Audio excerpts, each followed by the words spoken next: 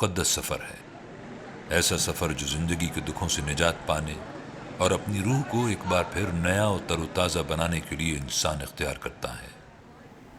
हज़ारों लोग सैकड़ों मील का सफ़र बसों, कारों, मोटरसाइकिलों, हत्ता के पैदल तय करते हैं। यही वो मंजिल है जहां उनका मानना है कि मन की तमाम मुरादें पूरी हो जाती हैं, बल्कि गुजारी हुई जिंदगी में सरजद होने वाले तमाम गुनाहों और बार बार जन्म लेने के चक्रव्यूह से भी छुटकारा मिल जाता है। माता सती के भक्त अकीदत में सरशार, चेहरों पर मुसरत आमेज मुस्कुराहट लिए झूमते गाते पाकिस्तान के सूबे बलूचिस्तान के एक अहम मकाम हिंगोल की जानिब बढ़ रहे हैं।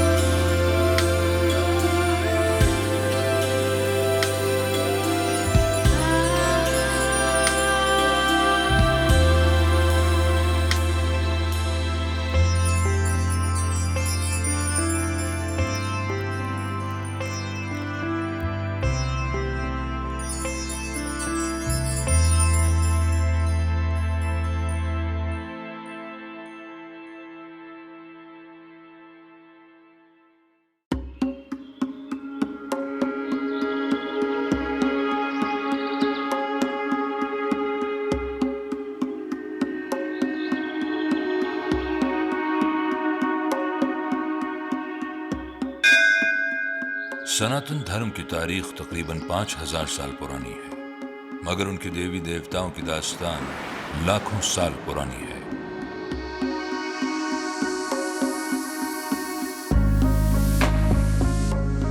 भगवान ने देवताओं को बोला कि देखो ये धरती जो है वो है मर्तीलोक, जो इधर जन्म लेता है वो मरेगा, जो पैदा हुआ है वो फना होगा।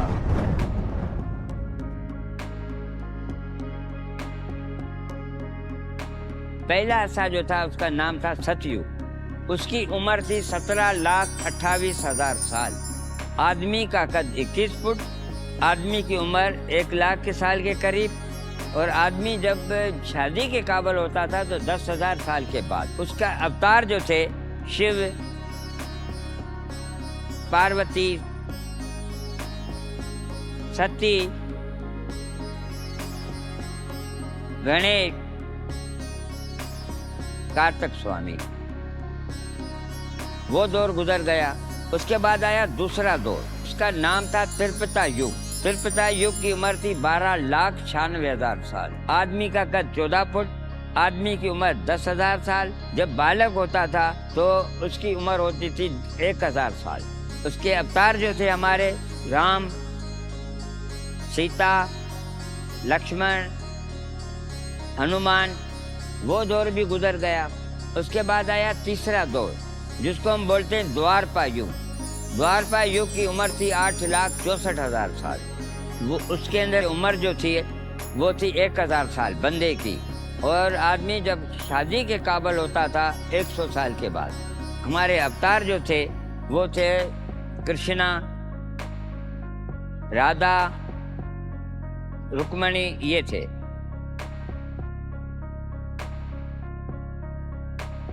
अभी आया कलयुग, ये आखिरी दौर। हर नबी ने बोला है, हर दरवेश ने बोला है, हर अवतार ने बोला है, ये आखिरी दौर है। इसकी उम्र है 4,32,000 साल। उसको गुजरे हैं 5,118 साल। 5,118 साल ये अगर हम दूसरे वो मिलाते तो हो जाते हैं 38,93,118 साल।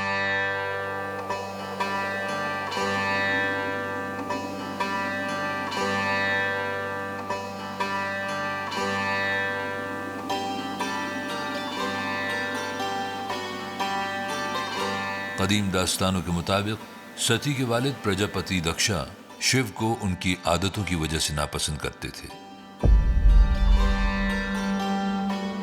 वो सती और शिव की शादी के भी खिलाफ थे, मगर अपने पिता ब्रह्मा के दबाव में अपनी सबसे लाडली बेटी सती का हाथ शिव को थमा दिया।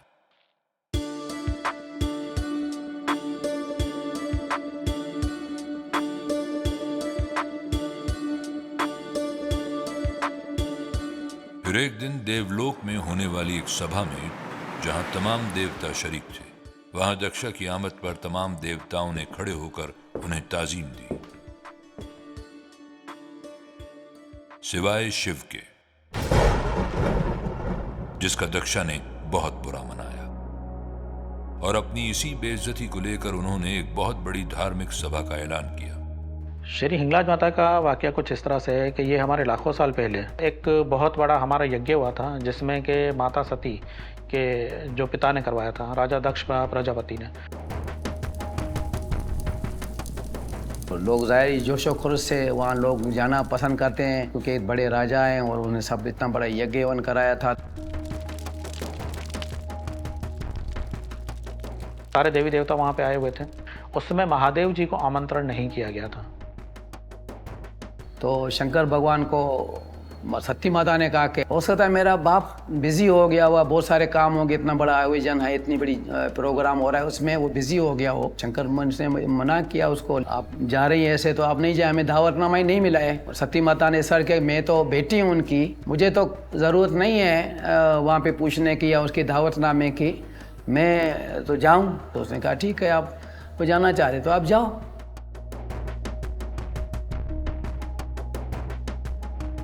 जब माता सती वहाँ पे गई तो राजा दक्ष प्रजापति ने उनके पति के लिए यानी कि महादेव जी के लिए बड़े ही गलत या कठोर शब्द इस्तेमाल किए।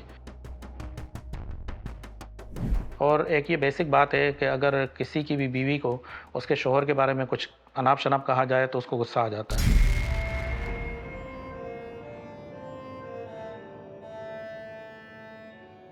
सती देवी ये सब कुछ खामोशी से सुनती रही। उस भरे दरबार में उन्हें अपनी सख्त बेइज्जती महसूस होने लगी।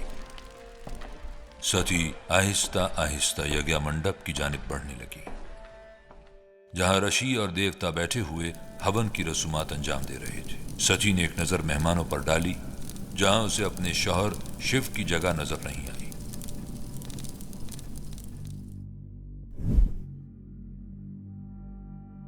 जब वो वहाँ पे गए तो उस पर उनकी सीट भी नहीं थी, तो उसने देखा कि यहाँ पर मेरी जगह भी नहीं है और मुझे बाप ने भी देखा अनदेखा कर लिया। मैंने अपने पति से भी जो है उसको बोला कि मुझे आप छोड़ें, तो मैं उस पति के पास फिर अभी किस तरह जाऊंगी अपना मुंह लेके।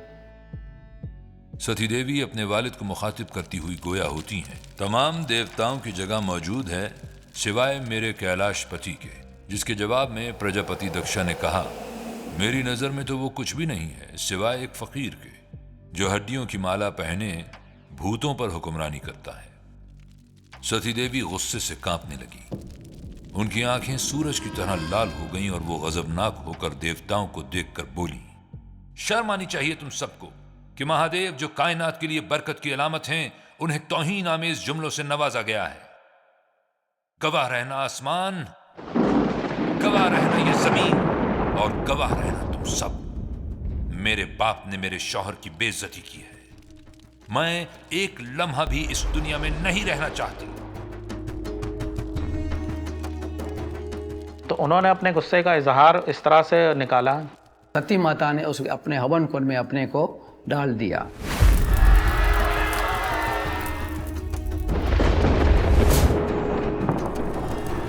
जब शंकर भगवान को पता चला कि उसने हवन कुंड डाला है तो आग बुगला होके आके उसने जो बॉडी है उसकी वो हवन कुंड से उठाई ली और वो पूरे ब्रह्मांड में 6 महीने तक घूमते रहे। तो जब देवताओं ने देखा कि ये इस तरह घूमता रहेगा तो बाकी काम कैसे चलेगा। हमारे 3 देवता मुख्य हैं, 3 भगवानों से कह दिए जाए, ब्रह्मा जी, विष्णु जी और महेश, जिसे हम शिव शंकर भी कहते हैं।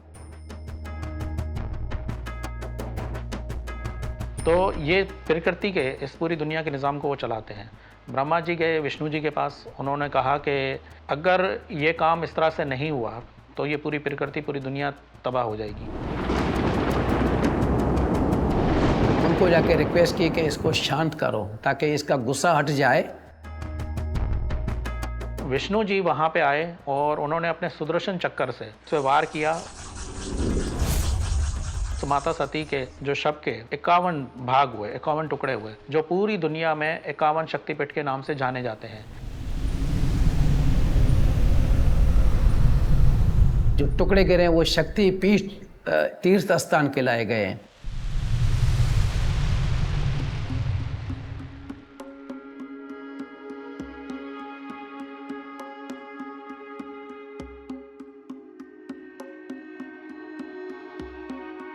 सनातन धर्म की किताबों के मुताबिक विष्णु के चक्रा टकराने से सती देवी के जिस्म के 51 टुकड़े पूरे हिंदुस्तान में फैल गए, जिसमें जम्मू कश्मीर, मगरबी बंगाल, मध्य प्रदेश, राजशाही गंडाकी नेपाल, महाराष्ट्र, मेघालय, खुलना हिमाचल प्रदेश, आसाम, तमिलनाडु, कर्नाटका, तिब्बत, राजस्थान, बिहार, श्रीलंका, चिटागोंग, उत्तर प्रदेश, गुजरात, हरियाणा, आंध्र प्रदेश, सिंध, सिलहट, बरिसाल, त्रिपुरा, अमृतसर, झारखंड, छत्तीसगढ़, उड़ीसा और बलूचिस्तान में मौजूद है,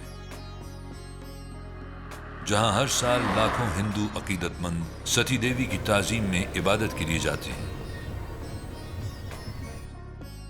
सनातन धर्म के अकीदे के मुताबिक सती के जिस्म का हर हिस्सा किसी ताकत का मजहर है।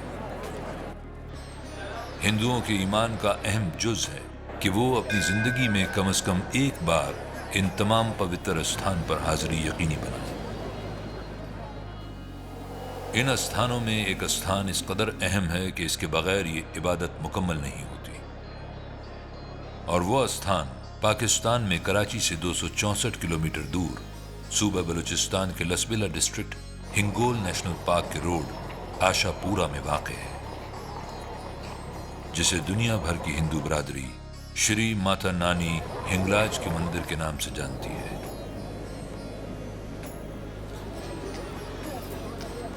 ये मंदिर इसलिए भी सबसे ज्यादा अहमियत का हामिल है कि यहाँ सती देवी के जिस्म का सबसे अहम हिस्सा, जिसमें आंखें और चेहरे का ऊपरी हिस्सा शामिल है, मौजूद है। हर साल अप्रैल के महीने में दुनिया भर से लाखों हिंदू अकीदतमंद पाकिस्तान में सती देवी के सबसे अहम हिस्से की पूजा करने के लिए जमा होते हैं, और ये सिलसिला सनातन धर्म हिंदू अकीदे के मुताबिक लाखों साल से जारी है।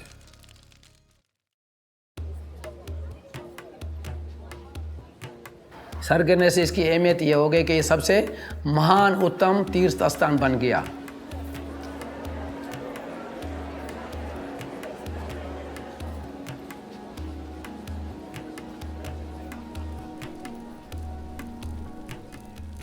पूरी दुनिया में ये वाहिद एक तीर्थ स्थान है जिसका ये ब्लड गिरा हुआ है। इसको हम, जैसे ये सर है, इस सर में जब हम शादी करते हैं, आपने देखा होगा तो मांग में सिंदूर डालते हैं। तो ये इसको सिंदूर को भी हम जो है ना वो संस्कृत में हिंगलो कहते हैं। हिंगलो, हिंगलाज, इसलिए उसका नाम जो है वो हिंगलाज पड़ गया कि ताकि, क्योंकि ये जो हिंगलो है ये सती माता का जो सर है, जो शंकर महादेव ने इसका मांग में सिंदूर जो भरा था तो इसका नाम हिंगलाज पड़ गया। ये कम से कम ये 32 लाख साल पुरानी कहानी है। ये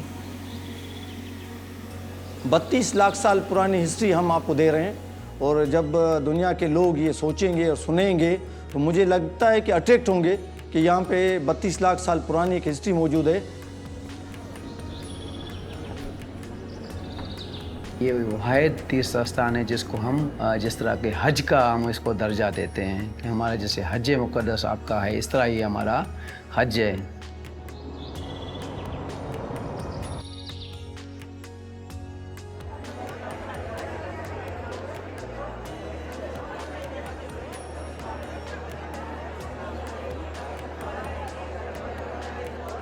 ये जो शुरू होता है बेसिकली देखें, अंदरूनी सिंध से जो आते हैं तो उनको रास्ते में जो जो मंदिर मिलते हैं, जिस तरह के हैदराबाद सर्किट हाउस में शिव दुर्गा मंदिर है, ठट्ठा में जो मिलता है काली माता का मंदिर है, सिंह भवानी मंदिर है।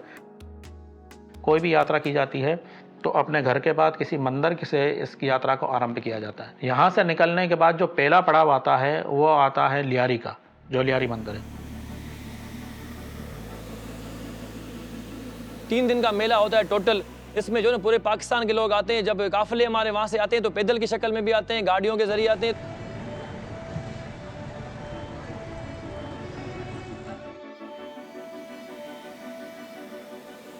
क्योंकि ये सफ़र बहुत लंबा होता है, ये हज़ारों सैकड़ों मील का सफ़र करके आते हैं और वहाँ पे पहुँचने के बाद इनको चाय पानी नाश्ता ये वहाँ की कमेटी उनको प्रोवाइड करती है। ये पहले दिन वहाँ पे पहुँचते हैं और वहाँ से निकलते हैं चंद्रगुप्त के लिए। बलूचिस्तान में वाक़ मिट्टी का आतिशफिशां, जिसे चंद्रगुप्त भी कहा जाता है, सनातन धर्म के नज़दीक चंद्रगुप्त एक निहायत मुक़द्दस मकाम है, जहां मिट्टी के आतिशफिशां को हिंदू देवता शिव जी के मुजस्मे के तौर पर पूजा जाता है। इस मुजस्मे का दूसरा नाम बाबा चंद्रगुप्त भी है। यात्रियों का अकीदा है कि श्री हिंगलाज माता मंदिर में दाखिले से पहले बाबा चंद्रगुप्त की ज़ियारत जरूरी है।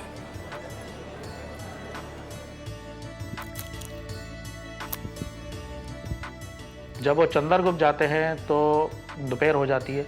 वहाँ पे भी जब चंद्रगुप्त का वो दर्शन करते हैं, दोनों पहाड़ चढ़ते हैं, फिर वहाँ से पाठ प्रसाद करके वो निकलते हैं। जब वो निकलते हैं तो वो दूसरे दिन में शुमार हो जाता है। दूसरे दिन वो पहुँचते हैं हिंगोल नदी पे। उसमें बहुत सारे यात्री हैं जो रुक जाते हैं हिंगोल पे ही।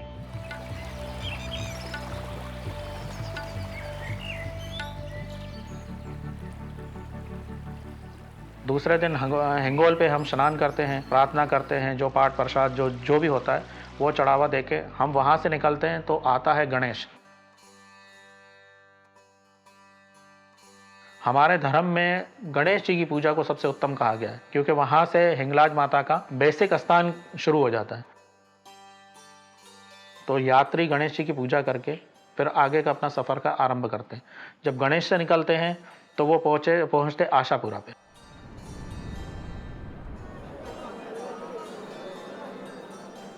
वहाँ पे भी एक पूजा की जाती है जिसमें पितरों के लिए, पितर हम उनको कहते हैं जो हमारे बाप दादा जो चले गए, उनके इसाले सवाब के लिए जो भी प्रार्थना पूजा की जाती है वो वहाँ पे करते हैं।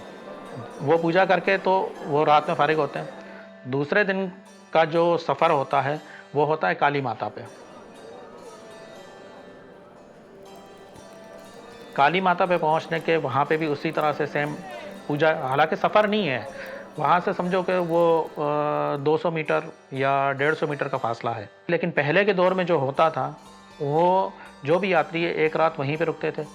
उससे जब दूसरी तीसरी सुबह होती थी वो तीसरे दिन के पड़ाव में हम आ जाते थे। फिर जाते थे माता हिंगलाज के मंदिर पे, वहाँ पे पूजा पाठ होती थी।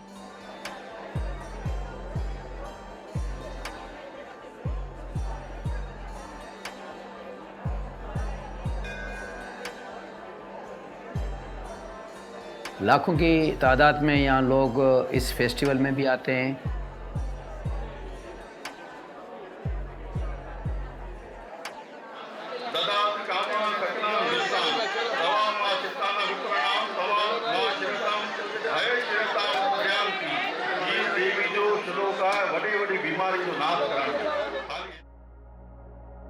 जब रामचंद्र रावण से लड़ रहा था तो फिर नारद मुनि ने राम को बोला कि भगवान ब्रह्मा ने कहा है कि आप माता के 9 दुर्गों के 9 रात्रि व्रत रखें। फिर उसने रखा, माता ने दर्शन दिया, फिर उसको तीर दिया कि किसी टाइम भी अगर आपको कठिनाई हो उसको मारने में तो आप ये तीर इस्तेमाल करना। फिर राम ने जो है वो तीर इस्तेमाल किया और उसके धुन इधर लगाया, फिर वो रावण मरा।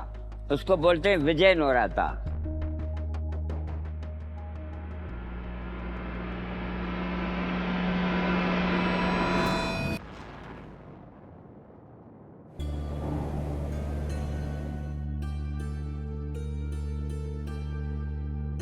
सनातन धर्म में सती माता के अवतार की एक कहानी और बयान की जाती है जो यहाँ के जालिम हिंगोल बादशाह और खवातीन से मंसूब है।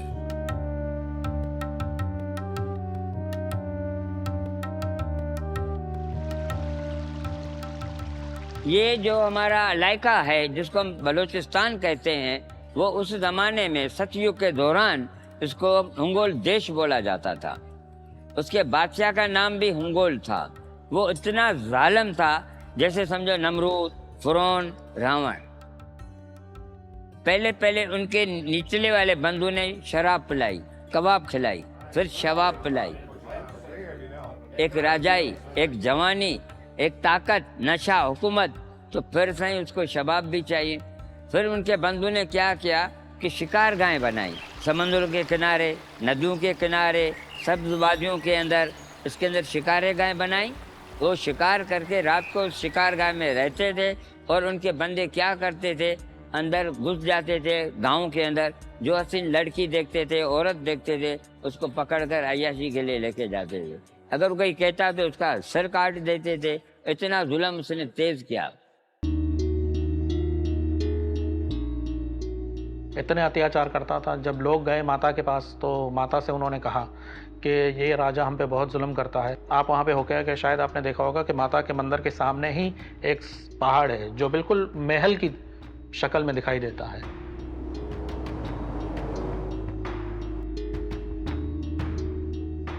अगर उन पहाड़ों को आप अच्छी तरह से देखें तो महलों की तरह ही है। तो उस माता ने उनको कहा कि ठीक है, मैं इसका सर्वनाश करूंगी।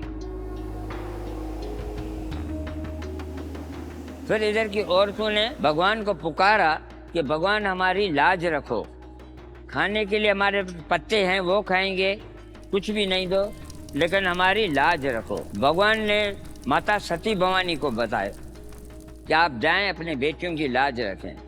फिर माता प्रकट हुई इस धरती पर।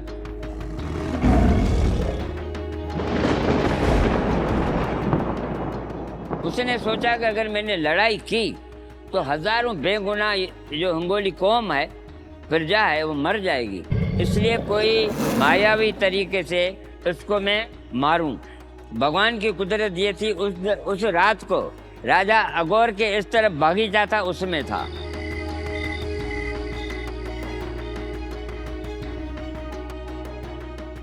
माता अपना रूप तब्दील किया, 2 हाथ वाली खूबसूरत हूर बनी।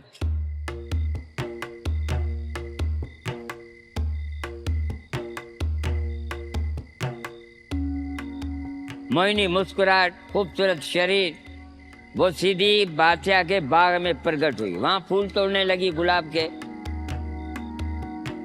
और बादशाह भी घूम रहा था। घूमते घूमते अचानक नजर उसके ऊपर पड़ी। इतना सुंदर शरीर, इतनी सुंदर सूरत इसने कभी देखी नहीं थी।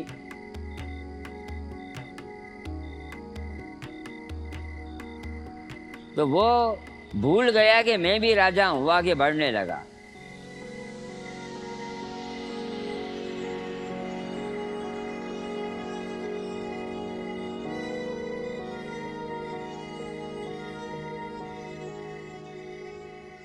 माता बाग से बाहर आई। आते आते ये काली का मंदिर है, ये इसकी मूर्ति ओरिजिनल नहीं है, स्टेज ओरिजिनल है।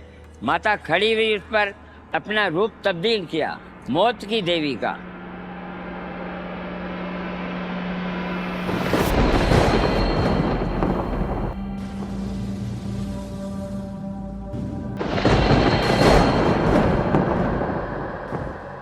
पहले ही उन्होंने काली माता पे के मंदिर के पास उन्होंने उस राजा को एक उग्र रूप दिखाया।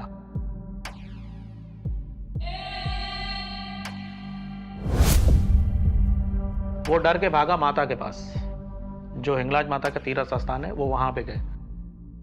बादशाह जैसे आया तो उसने डरावनी शक्ल देखी काली माता की, उसके बदन में खुशबू छा गई, आंखें बंद हो गई, डर के मारे कांपने लगा। थोड़ी देर के बाद उसको सामत आई, आंख खोल के देखा तो वही हूर खड़ी है।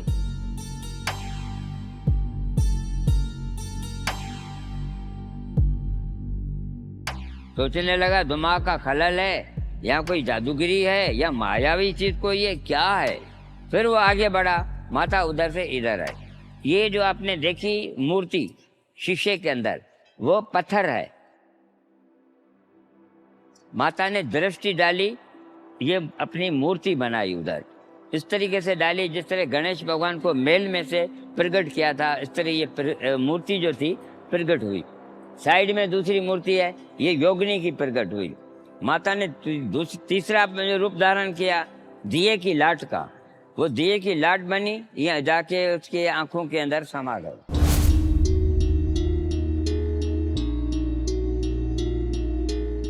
बादशाह आया, उसने देखा ये तो मूर्ति है, गया आगे ढूंढने के लिए, उसको नहीं मिली। फिर बादशाह ने सोचा कि हो सकता है कि ये बड़ी गार है, इसके अंदर छोटी गारें भी हैं, कहीं छुप तो नहीं गई। जैसे बादशाह वापस आया मूर्ति के सामने, तो पहले उसके मूर्ति की आंखों में से वो लाट निकली, लाट से में से शोला एक बड़ा बना। शोले जब ठंडा हुआ तो माता शेरा वाली।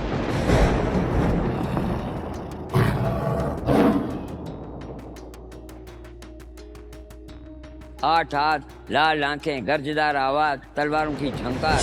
बादशाह ने नजर उठाकर देखी, समझ गया मौत तो मेरा यकीनी है। बादशाह ने माफी मांगी कि मुझे माफ करो, मैं गलती पे था। उसने कहा ये नहीं हो सकता, जो तुमने गुनाह किए हैं अगर देवता भी करते तो उसको हम धरती पर लाके मृत्यु दंड देते।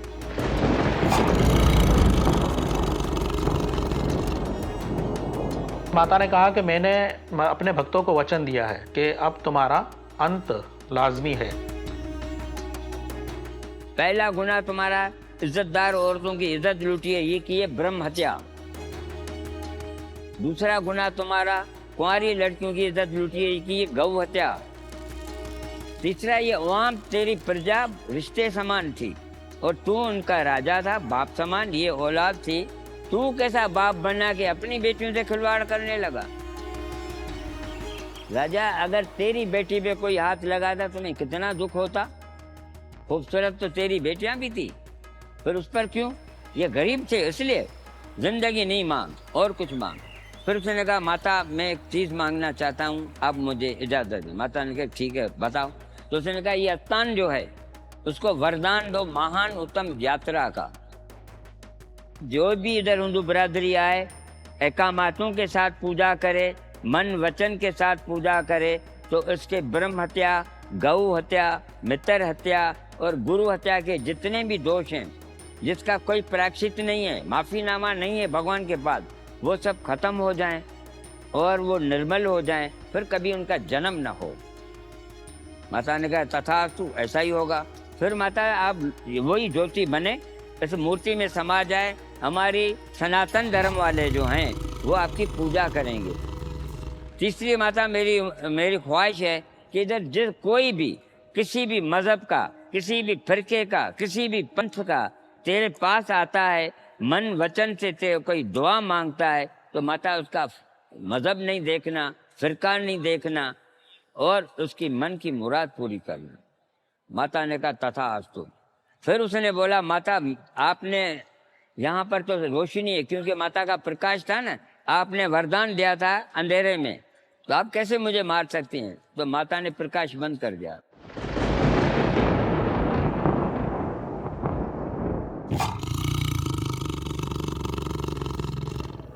फिर माता ने बोला देखो जालिम, तू क्या समझता है, देख ये तेरी मौत वाली जगह, देख ले जिस वरदान पर तू फख्र करता है और मारने वाला सामने है, ये भी देख ले।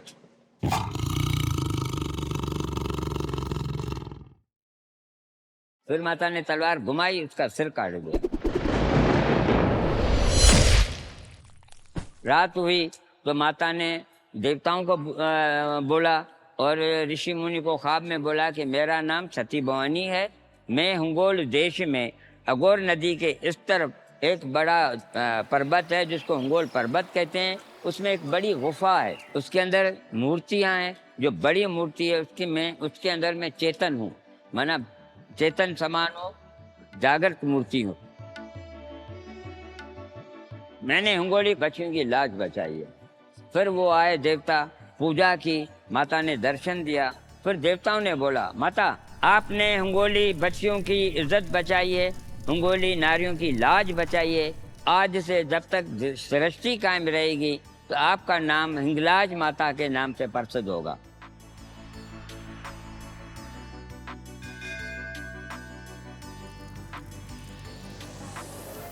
हिंग माना हंगोली, लाज माना इज्जत, हंगोलियों की इज्जत बचाने वाली। वैसे इसकी हकीकत के अंदर इसका नाम है सती भवानी माता। माँ दुर्गा अपनी शक्ति से हमें ये सबक मिलता है कि हमारी कोई भी मुश्किल हमारी हिम्मत को कमज़ोर नहीं कर सकती जब तक आप अपने आप पर और अपनी वैल्यूज़ पर बिलीव करते हैं। इसलिए इस फेस्टिवल को धूमधाम से सेलिब्रेट करो और पॉजिटिविटी फैलाओ।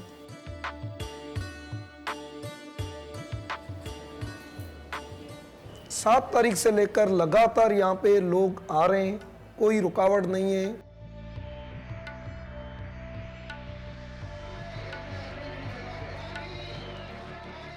उमरकोट से, दीपले से और ये जो भी इलाके हैं वहाँ से आदमी पैदल आते हैं, तो उनकी मन की मुराद थी कि हम पैदल जाके अपनी माता से माफ़ी लें। बच्चे भी उनके साथ होते हैं, लेडीज़ भी उनके साथ होती है, और जब यहाँ पे वो आके पहुँचते हैं तो मतलब उनके चेहरे पे वो मुस्कुराहट ही होती है।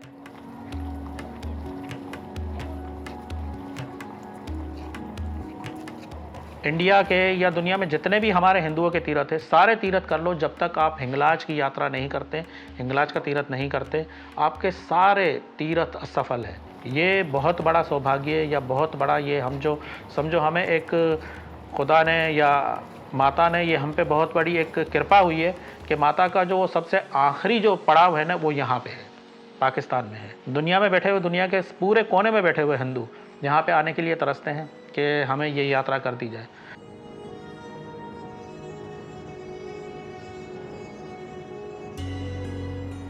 बहुत सारे हैं जो जिनको वीज़ा मिल जाती है, जो आ जाते हैं, और बहुत सारे हैं जिनको वीज़ा नहीं मिल सकती या वो नहीं आ पाते, लेकिन वो इनके लिए तरसते ज़रूर है। ये हमारे सनातन धर्म में है। जब हम संन्यास लेते हैं तो पूरे वर्ल्ड में जितने भी हमारे तीर्थ स्थान है, संन्यास कहीं पे भी नहीं मिलता। संन्यास के लिए ओनली फॉर हिंगलाज माता है।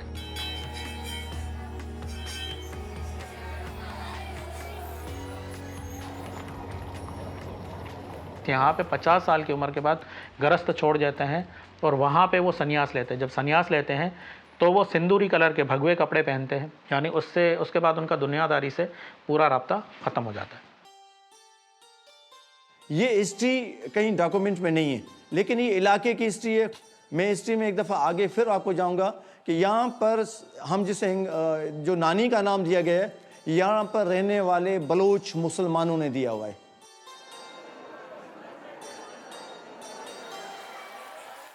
वैसा अगर हम इंटरफेथ हारमोनी की बात करें, मजहबी हमआहंगी की बात करें, तो देखिए इससे बड़ा आप क्या कहेंगे कि यहाँ पर दिए जलाने वाले वो कौन थे? वो मुसलमान थे। हिंदू ने तो बाद में आके सेवा की है।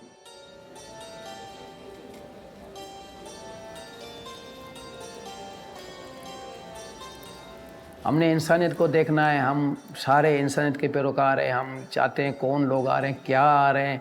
हम किसी से कुछ नहीं पूछते कि आप कौन हो। हमें पता है सिर्फ कि आपके दिल में, मन में श्रद्धा, एक विश्वास है आपके मन में कि आप इस नानी मंदिर को, जिसका मुसलमान भाई है नानी मंदिर कहते हैं, हम हिंगलाज माता कहते हैं।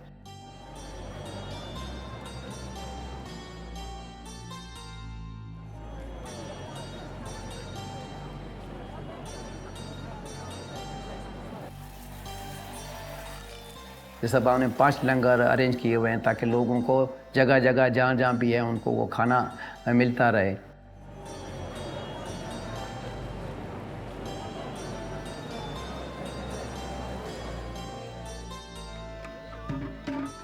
ये दुनिया में एक मैसेज है हमारी तरफ से कि देखो हम यहाँ पर कितना आज़ाद हैं और हम अपनी मजहबी रसूमात किस तरह आज़ादा तरीके से हम कर रहे हैं।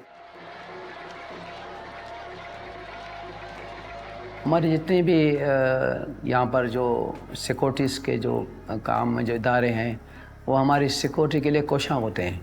हम कम उनके पास जाते हैं, वो हमारे पास ज़्यादा आते हैं पूछने के लिए हमसे कि आपको कोई प्रॉब्लम तो नहीं है यहाँ पे।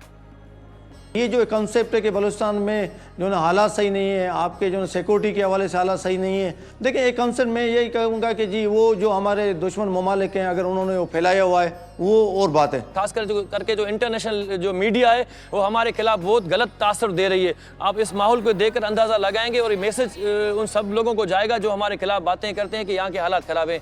ये जीता जागता सबूत है आपके सामने। ये ग्राउंड लेवल पे आपने देखा हुआ है कि इस वक्त 1 लाख से ज़्यादा लोग आए हुए हैं। अब मुझे बताएं कि यहाँ पे सिक्योरिटी के कौन से मसाइल हैं जो ये चाहते हैं कि जी पाकिस्तान अपने पाँव पर उसकी मईशत खड़ी ना हो, क्योंकि वो कभी नहीं चाहेंगे कि ये हिंगलाज माता का जो स्थान है ये करोड़ों डॉलर्स, अब मैं कह सकता हूँ कि अल्लाह करे कि हो सकता है कि हम अरबों डॉलर्स की सूरत में, मुख्तलिफ करेंसी की सूरत में यहाँ पे जब लोग आएंगे तो वो रेवेन्यू हमारे हुकूमत पाकिस्तान को मिलेगा और मुल्क हमारा जो ना अपने पाँव पे खड़ा होगा। कायदे-ए-आज़म मोहम्मद अली जिन्ना ने जो उन्होंने 11 अगस्त 1947 को सिंध असम्बली में तकरीर की थी कि पाकिस्तान बनने के बाद यहाँ तमाम मज़ाहिब के लोगों को आज़ादी हासिल होगी। हिंदू अपने मंदिर जाने में आज़ाद होंगे, मुस्लिम अपनी मस्जिद में होंगे, सिख अपने गुरुद्वारे में और इसी तरह क्रिश्चियन अपने चर्च में आज़ाद होंगे। तो उस चीज़ का हम यहाँ पर आप देखें कि अमली मुजाहरा हो रहा है और आप देख रहे हैं कि लाखों की तादाद में हिंदू यात्री जो कि मुल्क से के दूर दराज इलाके से यहाँ आए हुए हैं और इंटरनेशनली भी लोग आए हुए हैं, यहाँ पर मुकम्मल तौर पर अपनी मजहबी जो रवायत है उनके मुताबिक अपने जो है ना यहाँ इबादत कर रहे हैं।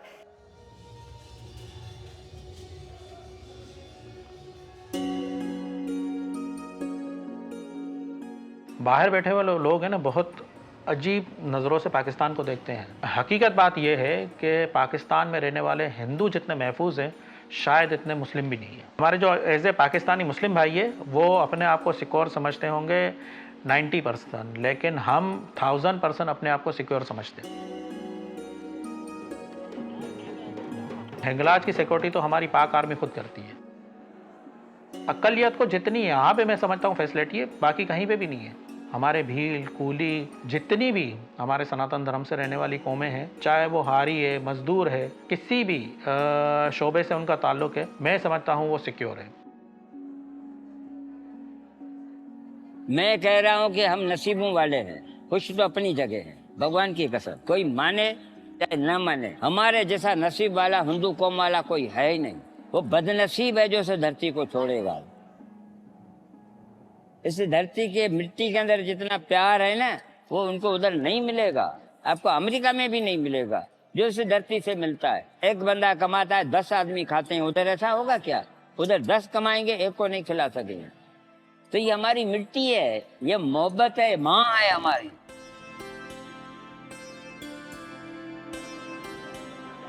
कृष्ण भगवान ने बोला है जिसका एक दाना तुम खाते हो ना तो उसका वफादार बन के रहो। तुम इस धरती से कैसे बेवफाई कर सकते हैं आप बताएं मुझे? हम तो नहीं कर सकते। वो भले सोने की बनी हुई, हमारे पास मिट्टी है, ये आंखों पर है। इसकी मिट्टी भी हमारे सोने से ज्यादा है क्योंकि माँ का प्यार मिला हुआ है हमें।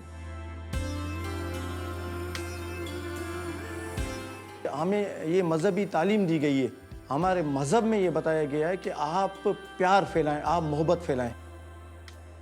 दिल से निकलेगी ना मर कर भी वतन उल्फत, मेरी मिट्टी से भी खुशबू वफ़ा आएगी। तो ये हमारा मुल्क है ही सबसे प्यारा और यहाँ का हर फर्द बहुत ही मिलजुल कर और बहुत मोहब्बत से रहता है। आखिरी पैगाम यही है कि हमारे पाकिस्तान से तो दुनिया के कोने कोने से, समझो पाकिस्तान का जितना भी है, सरहद से आते हैं, पेशावर से आते हैं, हर जगह से आते हैं।